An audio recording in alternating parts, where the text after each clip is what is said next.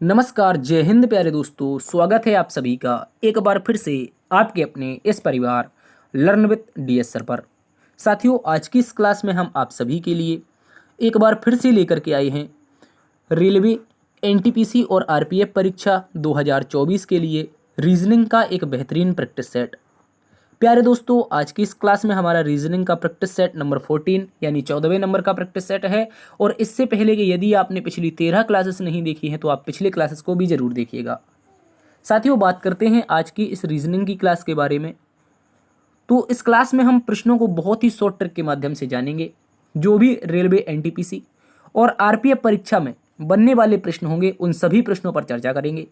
आज की ये जो क्लास है वो एसएससी जीडी के लिए भी एक महत्वपूर्ण क्लास रहने वाली है। तो प्यारे दोस्तों, आप इस क्लास को अंत तक जरूर देखिएगा। बात करते हैं इस कक्षा की, तो कुछ इस प्रकार से प्रश्नों का अध्ययन करेंगे। जैसे 8 नंबर प्रश्न आपके सामने है। बोला है इसमें अगली आकृति क्या है, यानी ये एक जो क्वेश्चन मार्क दिया है इसके स्थान पर एक आकृति आएगी, उस आकृति के बारे में जानेंगे। इसके अतिरिक्त क्वेश्चन नंबर 11 को भी देखेंगे जिसमें लिखा है सही दर्पण प्रतिबिंब क्या है। ये आकृति एक दर्पण के इस तरफ रखी है और 4 विकल्पों में से हमें बताना है कि कौन सा इस आकृति का सही दर्पण प्रतिबिंब होगा। तो बहुत ही शानदार क्लास रहेगी। शुरुआत में कुछ अच्छे प्रश्नों को देखेंगे ताकि पढ़ने वाले जो बच्चे होंगे उन सभी के लिए ये क्लास बहुत ही जबरदस्त साबित हो। तो चलिए शुरू करते हैं आज की इस क्लास को। और इससे पहले आप लोगों से एक रिक्वेस्ट भी कर लेते हैं यार, सेशन अभी तक आपने लाइक नहीं किया है तो प्लीज़ कर दीजिए, क्योंकि क्लास के अंत में आप लाइक करना भूल जाते हैं। एक प्यारा सा कमेंट करके जरूर जाइएगा यदि क्लास पसंद आए, और चैनल पर पहली बार हैं तो सब्सक्राइब करके बेल आइकन ऑन कर लें। प्यारे दोस्तों, आज की क्लास में बहुत ही मज़ा आने वाला है। बहुत ही शानदार क्लास रहेगी। एक बहुत ही शानदार प्रश्न से आज की क्लास की शुरुआत है। क्वेश्चन नंबर 1 आपके सामने है। सभी प्यारे दोस्त सबसे पहले इसका उत्तर बताएंगे। बोला है यदि 23 जनवरी 2002 को बुधवार था तो 26 जनवरी 2007 को सप्ताह का कौन सा दिन होगा। एक बहुत ही लाजवाब सा प्रश्न। चलिए, सबसे पहले आप लोगों के सामने है 23 जनवरी। क्या है प्यारे दोस्तों, सबसे पहले 23 जनवरी दे रखा है। एक बार इसको देख लेते हैं। ठीक है, ये 23 जनवरी है। दिन कौन सा दिया है मेरे प्यारे दोस्तों, दिन दिया गया है हमें बुधवार। क्या दिया है, दिन दिया गया है हम लोगों को बुधवार। हमसे पूछा गया है 26 जनवरी के बारे में। किसके बारे में, देखिए 26 जनवरी 2007, 26 जनवरी के बारे में पूछा गया है। तो हम यहाँ पे 26 जनवरी लिख लेते हैं। और दिन कौन, समय कौन सा है, एक मिनट, मैंने सन तो इसमें लिखा ही नहीं, सन तो लिखा ही नहीं है दादा। एक बार कौन सा है, 2002 है। और एक बार हमें बताना है 2007। क्या बताना है, 2007 को कौन सा दिन होगा, हमें ये बताना है। क्या आप बता पाओगे, बता पाओगे? बिल्कुल बता पाओगे। देखिए कैसे, बात को समझना है। सबसे पहले तो हम 2002 से 2007 पर जा रहे हैं। तो कितने वर्षों का समय लगा, आप सब सीधा बोलेंगे सर 5 वर्षों का समय लगा। मैं आपसे कहूँगा सीधा 5 इसमें प्लस कर लो। क्यों 5 प्लस किया, क्योंकि हम यहाँ पर विषम दिन के माध्यम से निकाल रहे हैं।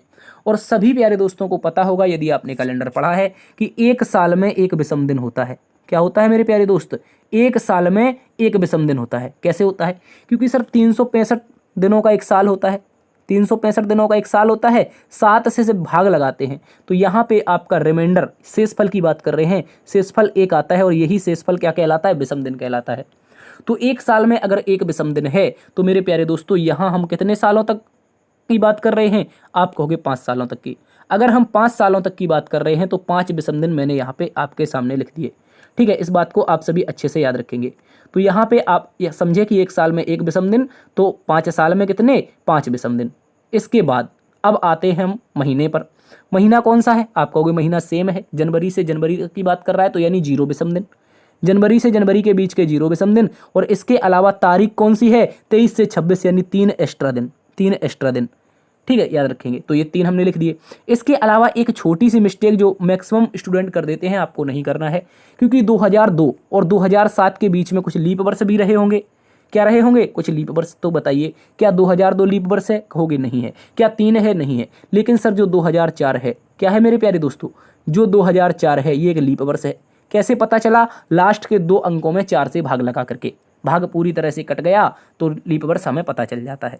ठीक है, तो 2004 अगर एक लीप वर्ष है तो मेरे प्यारे दोस्तों एक इसमें विषम दिन और रहा होगा। क्यों, क्योंकि लीप वर्ष का हमने तो देखा था 366 दिन होता है, लेकिन सर ने तो केवल अभी इतना ही बताया है कि 365 दिनों में यदि एक विषम दिन है तो 366 दिनों में कितने विषम दिन होंगे। भैया 365 में एक है तो एक दिन और बढ़ा है तो 2 हो गए। बोलो लेकिन भैया 366 की बात तो हुई नहीं, क्योंकि हमने सीधे 5 साल ले लिए, और 5 साल जब लिए थे तो इन 5 सालों में वो 2004 भी इंक्लूड था, लेकिन इसका एक एक्स्ट्रा दिन हम भूल गए थे, वही एक्स्ट्रा दिन हमने यहाँ पे लिखा। अब दोस्तों इन सभी को जोड़ करके आप लोग क्या करेंगे, भाग लगा देंगे 7 से। 5 3 8 1 9, 9 में भाग लगाइए 7 से, क्या बचा, आप कहो 9 में भाग लगाएंगे हम 7 से 2 बचेगा। ये जो 2 रिमाइंडर आया है इस बुधवार में जोड़ दीजिए, क्या होगा, बुध के बाद बृहस्पति और बृहस्पति के बाद शुक्रवार। तो आप कह सकते हो मेरे प्यारे दोस्तों 26 जनवरी 2007 को कौन सा दिन रहा है, शुक्रवार रहा है। क्या रहा है, शुक्रवार रहा है। विकल्प नंबर 3 एकदम सही उत्तर है। क्या है साथियों, विकल्प नंबर 3। ठीक है, इस बात को याद रखेंगे। अब मैं आपको एक बार शॉर्ट से समझा देता हूँ इसी को। देखो 23 जनवरी 2002 दिया था बुधवार, हमें बताना था 26 जनवरी 2007 दिन कौन सा है, निकालना था। अब देखिए हमने कहा 2002 से 2007 तक पहुंचे तो हमें 5 एक्स्ट्रा दिन मिले। कैसे मिले वो हमने पूरी प्रक्रिया आपको बता दी है। जनवरी से जनवरी का महीना था, 0 विषम दिन आएंगे। ठीक है, अब हम 23 से 26 पर जा रहे थे, 3 दिन एक्स्ट्रा आ रहे थे। इसके बाद हमने देखा कि सर 2004 भी छूट गया है, जो कि एक लीप वर्ष है, उसका एक एक्स्ट्रा दिन हम यहाँ पे लिखना भूल गए, तो हमने वो भी लिखा। इन सभी को हमने जोड़ दिया, 7 से भाग लगा दिया, रिमाइंडर 2 आया। इस 2 रिमाइंडर को बुधवार में जोड़ा, प्रश्न का सही उत्तर शुक्रवार है, जो कि विकल्प नंबर 3 है। ये मैंने आपको बता दिया। करने का देखो, समझाने में समय लग सकता है लेकिन करने में समय नहीं लगेगा। यदि एक बार आप अच्छे से समझ गए तो करने में समय नहीं लगेगा। और इसी के साथ अगले प्रश्न पे आ जाओ। ये भी आज का बहुत ही शानदार प्रश्न, कोडिंग ब्लड रिलेशन का। कोडिंग ब्लड रिलेशन है, अच्छे से समझेंगे, बहुत ही प्यारा सा प्रश्न आपके सामने है। तो मेरे प्यारे दोस्तों सबसे पहले बोला है A+B का अर्थ है AB का बेटा है, यानी आगे A है पीछे B है, तो हम कह सकते हैं आगे वाला पीछे वाले का बेटा है। इसी में भी A-B, आगे A है पीछे B है, तो आगे वाला A पीछे वाले B का भाई है। उसी प्रकार A क्रॉस B यानी A गुणा B, आगे A है तो आगे वाला A पीछे वाले B की पत्नी है।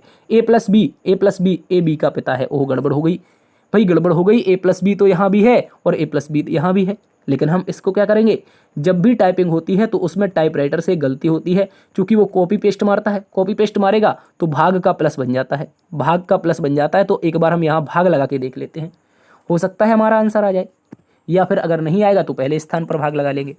अब देखिए यहाँ पर, ये देखिए इनसे शुरू करते हैं। इनसे अगर शुरू करेंगे तो P क्रॉस Q मतलब आगे वाली पीछे वाली की पत्नी है। तो इनमें कौन पत्नी है, आप कहोगे आगे वाली भैया पत्नी है। एक मिनट बीच में बनाते हैं थोड़ा। आगे वाली P पत्नी है किसकी, पीछे वाले Q की, अर्थात इन दोनों की शादी होगी। तो एक पत्नी है तो दूसरा क्या हो जाएगा, आप कहोगे मेरे भैया पति हो जाएगा। अब माइनस की बात आई है। माइनस का मतलब है आगे वाला पीछे वाले का भाई है। तो आगे वाला जो Q है ये किसका भाई है, पीछे वाले R का भाई है, R का भाई बना दिया। अब डिवाइड की बात आ गई, और डिवाइड की बात में बोला था आगे वाला पीछे वाले का पिता है। बोलो, डिवाइड हमने यहाँ पे लगाया, आगे वाला पीछे वाले का पिता है। तो आगे वाला R, आगे वाला ये जो R है पीछे वाले का पिता है। किसका पिता है, बोलो भैया, आप कहोगे आगे वाला R पीछे वाले S का पिता है। अब आया प्लस, अब क्या आया, अब आया है प्लस। अब प्लस आया है तो बोला है, प्लस में बोला है आगे वाले पीछे वाले का बेटा है। आगे वाला पीछे वाले का बेटा है, मतलब ये जो S है पीछे वाले T का बेटा है। बोलो T का बेटा कैसे बनेगा, जब R की शादी T से होगी। R ऑलरेडी प्लस में था यानी पुरुष था, तो T क्या हो जाएगी, एक महिला हो जाएगी। इस बात को याद रखेंगे। बोलो R ऑलरेडी प्लस था, कैसे पता चला, क्योंकि इसमें बोला था आगे वाला पीछे वाले का पिता है, तो आगे वाला R पीछे वाले S का पिता हो गया। और जब हम प्लस के ऊपर आए, जब हम मेरे प्यारे दोस्तों यहाँ पे प्लस के ऊपर आए, यहाँ पे इसमें जब प्लस के ऊपर आए तो आगे वाला पीछे वाले का बेटा बना। अब ये जो आगे वाला S है ये बेटा बनेगा किसका, पीछे वाले T का। ऑलरेडी R का बेटा है और T का भी बेटा बनाना है, तो इनकी शादी करवानी पड़ेगी, और शादी करवानी पड़ेगी तो T इस प्रकार से पत्नी बन जाएगी। प्रश्न में पूछा है P का T से क्या संबंध है, से लगा है T के साथ। P का T से क्या संबंध है, से लगा है T के साथ, तो T क्या कहेगी, बोलो, से लगा है तो क्या कहेगी, बोलेगी P, ये जो P है ये मेरे पति के भाई की पत्नी है। बोलो कौन है, ये जो P है, T से पूछा है ना, तो T कहेगी कि मेरे पति का भाई और उसकी पत्नी, तो पति के भाई की पत्नी होगी, तो विकल्प नंबर 1 आपका एकदम सही उत्तर हो जाएगा। ये पन्नी लिखा है, पत्नी कर लीजिए इसको, ठीक है, यहाँ पे टाइपिंग मिस हुई है। तो पति के भाई की पत्नी आपका हो जाएगा विकल्प नंबर 1 बिल्कुल सही है। इसी के साथ अगले प्रश्न में आ जाओ। अगला प्रश्न एक और शानदार प्रश्न। शुरुआत के 5-6 प्रश्न बहुत ही शानदार रहेंगे। देखो जो पढ़ने वाला है वो जरूर रुकेगा इन प्रश्नों को देख करके, जो समझता है कंटेंट बहुत अच्छा है वो जरूर क्लास को देखेगा, ठीक है। यदि आपको भटकना है तो कोई बात नहीं, आप कहीं भी देख ले सकते हैं, हम तो छोटे मोटे टीचर हैं, पढ़ाते रहेंगे। देखो प्रश्न की बात करते हैं प्यारे दोस्तों। सबसे पहले बोला गया यदि T का अर्थ प्लस है, समझना है सबसे पहले आपको समझना है जो टी है इसका अर्थ प्लस है, ठीक है, समझते रहेंगे। उसके बाद पी का अर्थ भागे है, पी का अर्थ भागे है तो भाग लगा देंगे, पी का अर्थ भाग है, टी का अर्थ प्लस है, पी का अर्थ भाग है, क्यू का अर्थ गुणा है, क्यू का अर्थ गुणा है, लगा दो मेरे भाई, क्यू का अर्थ गुणा है। उसके बाद क्या है, आर का अर्थ माइनस है, आर का अर्थ माइनस है।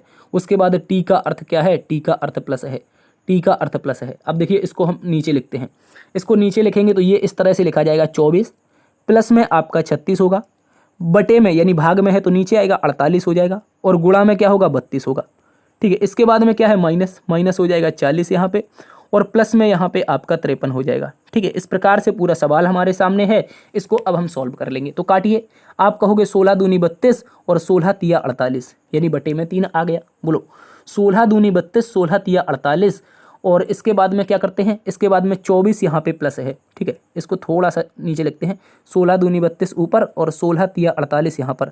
अब इनका आपस में ऊपर गुणा हो जाएगा तो 36 दूनी हो जाएगा आपका, 36 दूनी हो जाएगा 72। तो सबसे पहले हम लिखेंगे 24, इसके बाद में प्लस में क्या हो जाएगा 72, और बटे में क्या होगा 3 होगा, बटे में 3 होगा।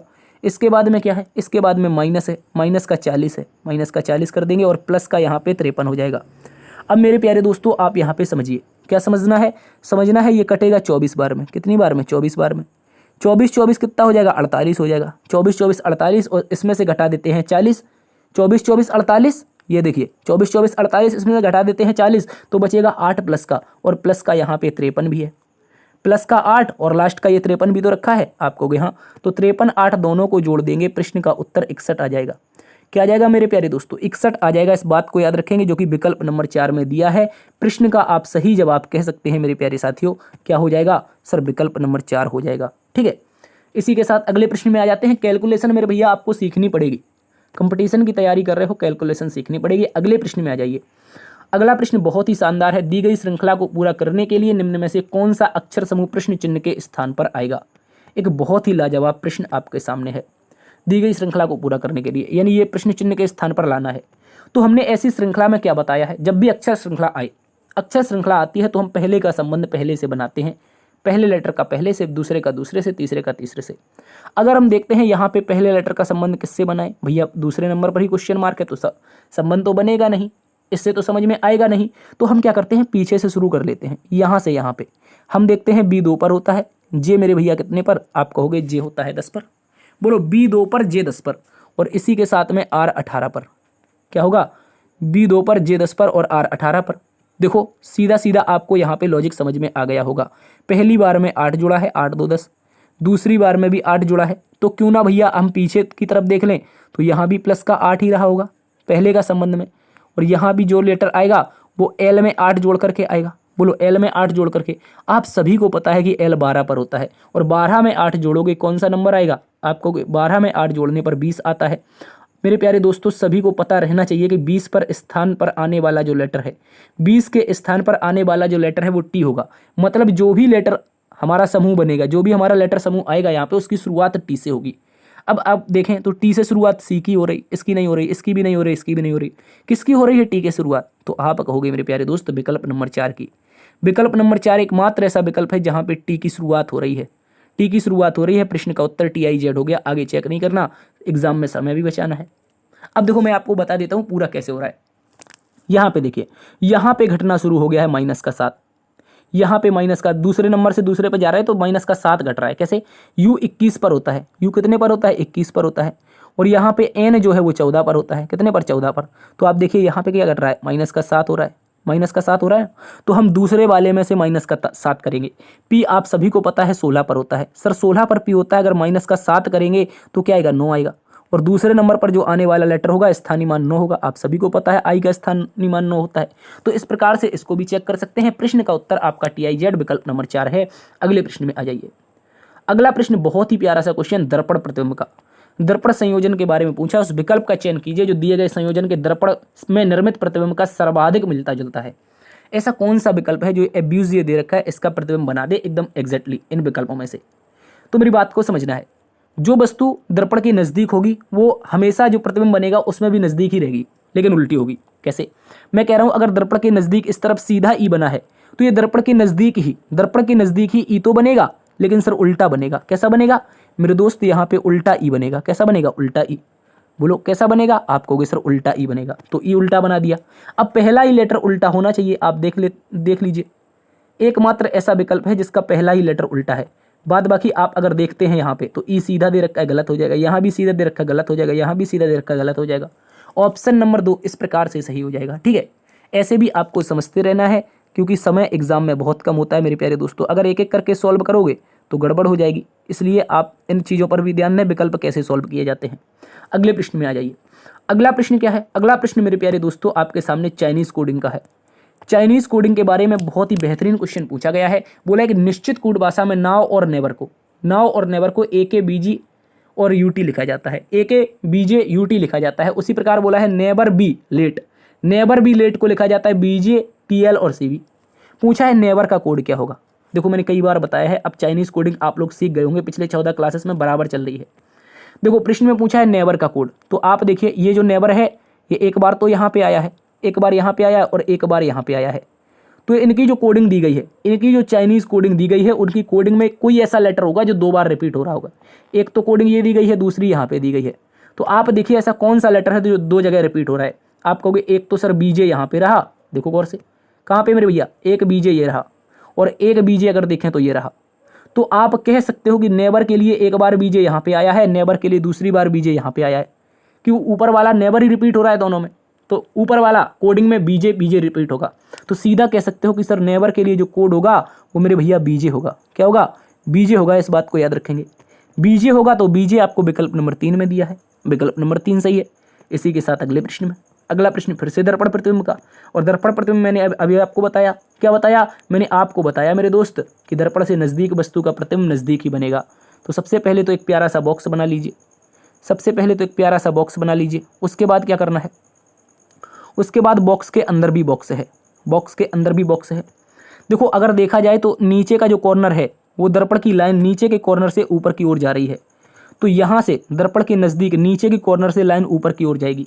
ऊपर की ओर लाइन मतलब इस प्रकार की लाइन, तो इस प्रकार की लाइन आपको ये नहीं मिलेगी, 2 लाइनें इस तरफ मिली हैं। अब देखो दर्पण से दूर की ओर एरो अंदर की ओर जा रहा है, दर्पण से दूर की ओर एरो कहाँ से?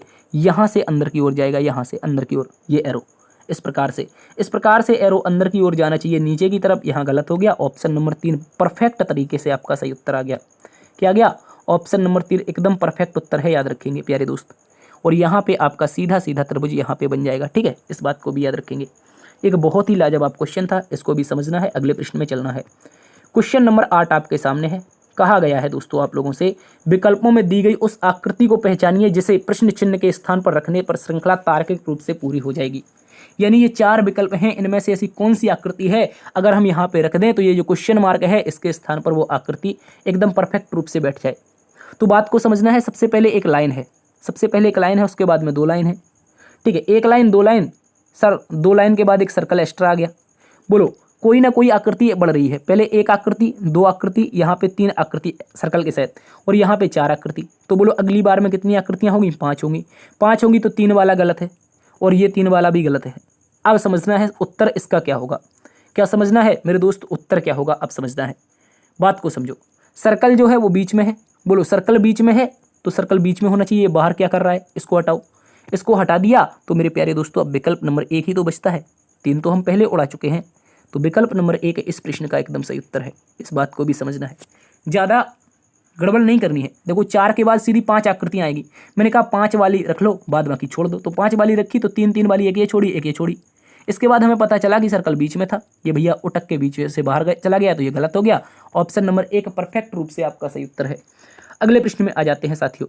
अगला प्रश्न बोला है श्रृंखला का प्यारा सा सवाल है। दी गई श्रृंखला में प्रश्न चिन्ह के स्थान पर क्या आना चाहिए?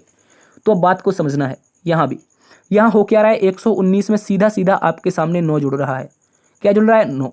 और सर आगे देखते हैं तो यहाँ भी 9 जुड़ रहा है, और आगे देखिए तो यहाँ भी 9 जुड़ रहा है, और आगे देखिए तो यहाँ भी 9 जुड़ रहा है। जैसे 119 में 9 जोड़ोगे 128, 128 में 9 जोड़ोगे 137, उसमें 9 जोड़ोगे 146, उसमें 9 जोड़ोगे 155 और यहाँ पे 9 जोड़ोगे तो अब क्या होगा? सर 164 हो जाएगा। बोलो मेरे प्यारे दोस्त, क्या हो जाएगा? 164 हो जाएगा।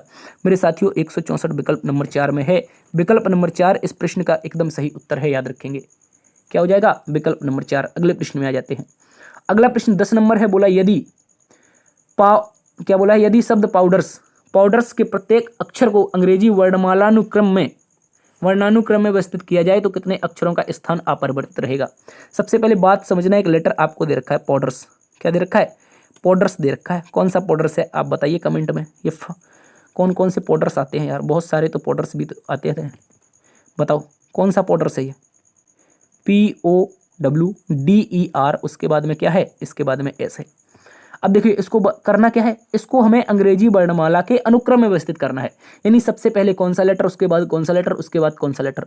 तो हम देखते हैं सबसे पहले सर D आ रहा है, D के बाद में E आ रहा है, E के बाद में क्या है सर, E के बाद में कोई ऐसा लेटर दिख रहा है आपको, कोई O आ रहा है सर, O के बाद में P आता है, P के बाद में क्या आता है, QR आता है, इसके बाद में S आता है, फिर W आता है। ये सारे के सारे लेटर अंग्रेजी वर्णमाला के क्रम में व्यवस्थित हो गए। ये वाले सारे अंग्रेजी वर्णमाला के क्रम में व्यवस्थित हैं। अब बताइए किसका स्थान बदला या नहीं बदला, कितने अक्षरों का स्थान अपरिवर्तित रहेगा यानी बदलेगा नहीं। तो पहला बदला, दूसरा बदला, तीसरा बदला, चौथा बदला, पांचवा बदला, छठवां बदला, सातवां। भैया ये तो सारे के सारे बदल गए, वक्त बदल गया, जज्बात बदल गए और पाउडर्स के सारे लेटर भी बदल गए। तो आप कहोगे विकल्प नंबर 4 एकदम सही है, एक का भी स्थान अपरिवर्तित रहेगा। कितने का स्थान अपरिवर्तित रहा, तो आप कहोगे एक का भी नहीं, कोई भी ऐसा लेटर नहीं है जो अपने स्थान पर टिका रहा, सारे भाग गए भैया। अगले प्रश्न में आ जाते हैं, आइए। ओहो क्वेश्चन रिपीटेड है, क्वेश्चन 10वें के बाद 11वां रिपीटेड है। हाँ भाई रिपीटेड हो गया, एक क्वेश्चन का नुकसान हो गया साथियों आप लोगों का, ठीक है। तो यहाँ पे आप देख लीजिए इसका एक का भी नहीं होगा, यहाँ पे रिपीटेड हो गया, उसके लिए क्षमा चाहते हैं। अगले प्रश्न में आ जाइए। 12वां नंबर प्रश्न बोला है, यदि नीचे दी गई सीट को मोड़कर एक घन बनाया जाए तो स्टार के विपरीत क्या होगा। भाई स्टार कहाँ पे है, ऐसी सीट के लिए मैंने बहुत शानदार ट्रिकें बताई हैं आप लोगों को। स्टार कहाँ पे है, आपको ये रहा, विपरीत क्या होगा, आपको ये रहा। कैसे रहा, इसके लिए एक बेसिक फंडा होता है। इसका बेसिक फंडा क्या होता है मेरे दोस्त, बेसिक फंडा ये होता है, जब भी एक ओपन डाइस आता है यानी खुला पासा आता है, तो खुला पासा का एक नियम होता है कि प्रत्येक तीसरी सतह एक दूसरे के विपरीत होती है। प्रत्येक तीसरी का मतलब क्या है, अगर मैं स्टार को 1 मान लेता हूं तो दूसरा नंबर ये होगा, तीसरा नंबर ये होगा, चौथा नंबर ये रहा, ठीक है। अब देखो प्रत्येक तीसरी मतलब 1 का 3 हो गया, 2 का 4 हो गया, और बचा हुआ जो भी बचेगा वो उसका हो जाएगा, ठीक है। तो मैंने कहा स्टार का जो अपोजिट बनेगा ये ब्रैकेट बनेगा, उसके बाद हैशटैग का जो ये बनेगा अपोजिट, ये ऊपर वाला चिन्ह बनेगा अपस्ट्रॉफी, और इसके बाद में बचा हुआ आपका एंड है, एंड का विपरीत बनेगा @ ठीक है, इस तरह से। तो पूछा किसका है, पूछा है स्टार का, तो हमने बता दिया क्या बनेगा, ब्रैकेट बनेगा। अगले प्रश्न में आ जाइए। प्रश्न नंबर 13 एक बहुत ही लाजवाब क्वेश्चन, इसको समझते हैं।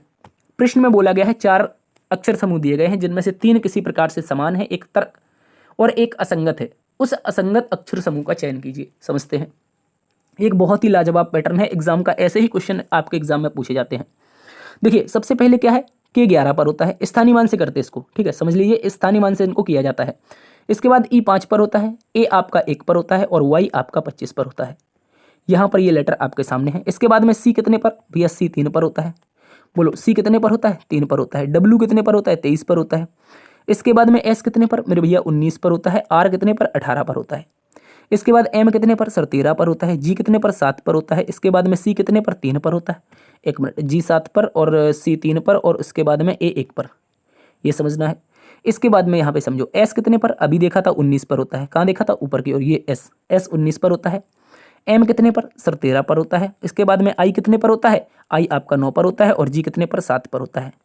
अब देखिए इनको कैसे करेंगे, कैसे पता चलेगा कि इसमें विषम कौन है, असंगत कौन है।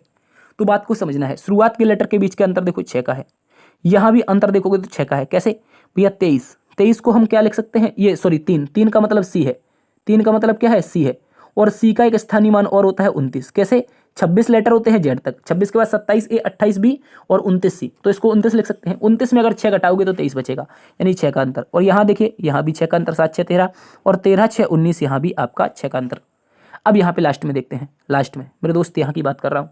यहाँ पे देखिए तो आपका माइनस का 2 हुआ है, क्या हुआ है, 2 का अंतर कह सकते हैं या माइनस का 2 कह सकते हैं।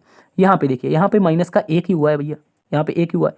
यहाँ पे देखो 3 में से 2 जाएगा, 1 बचेगा। यहाँ पे देखिए 9 में से 2 जाएगा, 1 बचेगा। तो 2 का अंतर बहुत सारी जगह चल रहा था, लेकिन ऐसा विकल्प हमें एक मिल गया जो दूसरे नंबर का विकल्प है, विकल्प नंबर 2। ये इसमें एकदम इसका फॉलो नहीं कर रहा है, इसका जो लॉजिक है वो फॉलो नहीं कर रहा है, तो इस प्रकार से ये गलत है। क्या है भैया, ये वाला गलत है, इस बात को याद रखेंगे। इसी के साथ अगले प्रश्न में भी आ जाएंगे। अगला प्रश्न एक और श्रृंखला का बहुत ही लाजवाब क्वेश्चन आपके सामने है। इस प्रश्न का उत्तर आप बताइए। एक बहुत ही क्वेश्चन है, अच्छा सा क्वेश्चन है, समझते हैं इसको। पहले समझो, सबसे पहले 512 लिखा हुआ है, क्या है, 1000 क्या है, 1728 क्या है, और 2744 है, 4096 है, 5832 है। इन चीज़ों को देख करके मैथ के विद्वान हो आप लोग, समझ गए होगे ये क्या है। तो आप कहोगे अगर सर मैं 512 को लिखता हूँ, अगर मैं 512 को यहाँ पे लिखने की कोशिश करता हूँ तो ये जो हमारा 512 है ये क्या है, तो बता दो, बोलो मेरे लाल क्या है। आप कहोगे सर 8 का क्यूब है, क्यों घुमा रहे हो, 8 की पावर 3 है। इसके बाद में 1000 क्या है, 1000, बोलो सर जी 1000 तो 10 की पावर 3 है, बोलो मेरे दोस्त 10 की पावर 3 है, 8 की पावर 3, 10 की पावर 3। उसके बाद में 17 28 क्या है, बोलो ये जो 17 28 दे रखा है ये आपका 17 28 ये क्या है, तो आप कहोगे सर 8 2 10, 10 2 12, मतलब 12 की पावर 3 है, बोलो 12 की पावर 3 है। अब मैं कह रहा हूँ 27 44 क्या है, बोलो 27 44 क्या है। आप कहोगे सर मैं बहुत पढ़ा लिखा हूँ, देखो 8 2 10, यहाँ पे 8 2 10, 10 2 12, 12 2 14, ये तो सर 14 की पावर 3 है। इसके बाद में मैं आपसे पूछ लूँ अगर कि 40 96 क्या है, 40 96, तो आप कहोगे 14 2 16, ये तो सर 16 की पावर 3 है। इसके बाद में मैं कह रहा हूँ 58 32 क्या है, 58 32 बता दो, तो आप कहोगे 8 2 10, 10 2 12, 12 2 14, 14 2 16 और 16 2 18, ये तो मेरे भैया 18 की पावर 3 है। अब क्या बचता है, यहाँ पे हर बार में 2 जुड़ा है, हर बार में अगर 2 जुड़ा है, श्रृंखला कंटिन्यू करनी है तो 18 में 2 जोड़ दीजिए। सर 18 में 2 जोड़ देंगे तो क्या आएगा बताओ, 18 में 2 जोड़ने के बाद आता है 20, और 20 की पावर 3 करोगे तो मेरे प्यारे साथियों आपके प्रश्न का उत्तर होगा 8000। क्या होगा 8000, और 8000 आपको विकल्प नंबर 3 में दिया है, विकल्प नंबर 3 परफेक्ट आपका आंसर हो जाएगा। अगले प्रश्न में आ जाइए।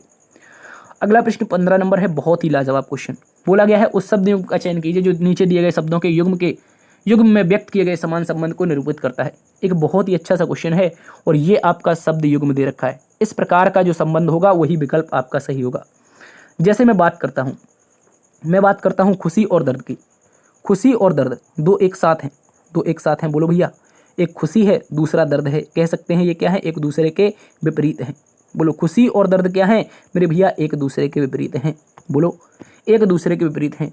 तो क्रोध और उग्र क्या एक दूसरे के विपरीत हैं, आप कहोगे नहीं ये तो एक जैसे हैं। क्रोध करता है उग्रता में करता है, क्रोध करता है मतलब एक जैसे हो गए, गुस्सा वाले, क्रोधित उग्र, उसने कहा कि उसको बहुत गुस्सा आई कि वो उग्र हो गया, क्रोधित हो गया, तो इस प्रकार के एक जैसे शब्द।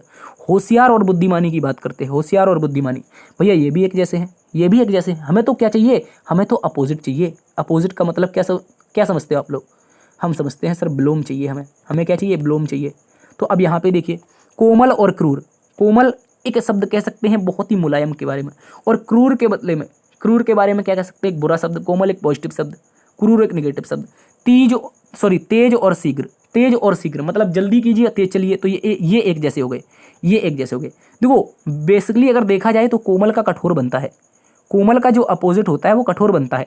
लेकिन अगर हम अन्य विकल्पों की तरफ जाएं, क्रोधित उग्र जाएं तो एक जैसे हैं, समान है, होशियार बुद्धिमान जाए समान है, तेज और शीघ्र जाए समान है।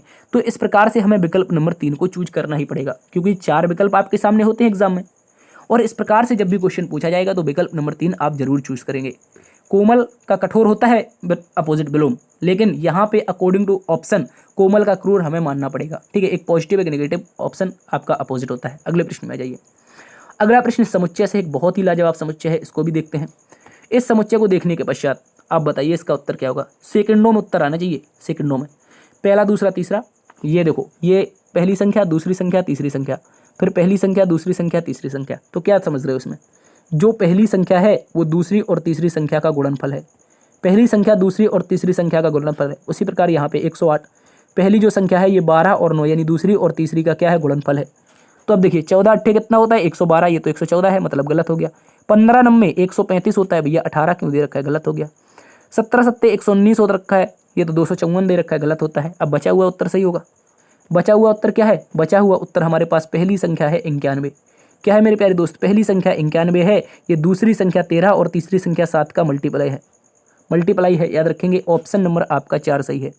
तो मेरे प्यारे साथियों आज की क्लास में फिलहाल इतना ही। उम्मीद है क्लास आपको ज़बरदस्त आई होगी, पसंद आई होगी। तो एक बार से आप क्या करेंगे, जल्दी से लाइक करेंगे सबसे पहले, और चैनल पर पहली बार आए हैं तो सब्सक्राइब करके बेल आइकन ऑन कर लो। भैया चैनल को सब्सक्राइब कर लो, बेल आइकन ऑन कर लो। मिलते हैं एक नई वीडियो में, तब तक के लिए अपना बहुत सारा ख्याल रखना। इसी ऊर्जा और जुनून के साथ मिलेंगे, तब तक के लिए जय हिंद, जय भारत, वंदे मातरम।